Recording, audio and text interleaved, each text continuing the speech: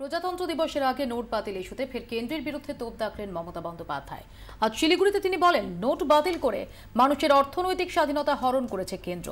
অবিলম্বে সব বিধিনিষেধ প্রত্যাহারের দাবি জানিয়েছেন তিনি। তার অভিযোগ, প্রতিবাদ করলেই জেলে ভরে দেওয়া হচ্ছে, অথচ প্রকৃত অপরাধীরা বাইরে ঘুরে বেড়াচ্ছে।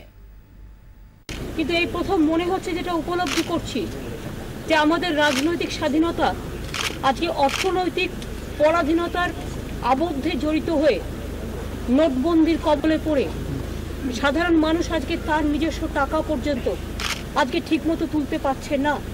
অর্থনৈতিক অধিকার না থাকলে রাজনৈতিক অধিকার এবং গণতান্ত্রিক অধিকার কখনোই সাফল্য লাভ করে না। গভর্নমেন্টের এই রেস্ট্রিকশন ইমিডিয়েট উইথড্র করা উচিত। প্রজাতন্ত্র দিবসে আমরা প্রজাদের পক্ষ থেকে, জনগণের পক্ষ থেকে এই আবেদন রাখবো। আর কেউ প্রতিবাদ করতে গেলে তাদের গণতান্ত্রিক অধিকার কেড়ে নিয়ে জেলে ঢুকিয়ে দেওয়া হয়। সুদীপ বন্দ্যোপাধ্যায়ের কোনো অপরাধ ছিল না। এই যে গণতান্ত্রিকভাবে শোষণ এবং শাসন, তা কিন্তু আগামী দিন ভারতবর্ষের মানুষ ক্ষমা করবেন না। শুরু হয়ে গেল কলকাতা বইমেলা। মিলন মেলায় উদ্বোধন করলেন মুখ্যমন্ত্রী মমতা বন্দ্যোপাধ্যায়। এবারের থিম কান্ট্রি কোস্টারিকা। মেলার উদ্বোধনের দিনই বিশেষ সংবর্ধনা দেওয়া হলো কবি নীরেন্দ্রনাথ চক্রবর্তীকে। কাল থেকে সকলের জন্য খুলে দেওয়া হবে মেলার দরজা। মেলা চলবে 5ই ফেব্রুয়ারি পর্যন্ত। এবারের বইমেলায় মুখ্যমন্ত্রীর 6টি নতুন বই প্রকাশ হলো।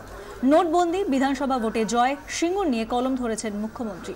এর পাশাপাশি প্রকাশিত হয়েছে তার কবিতার বই, উর্দু শায়রির সংকলন।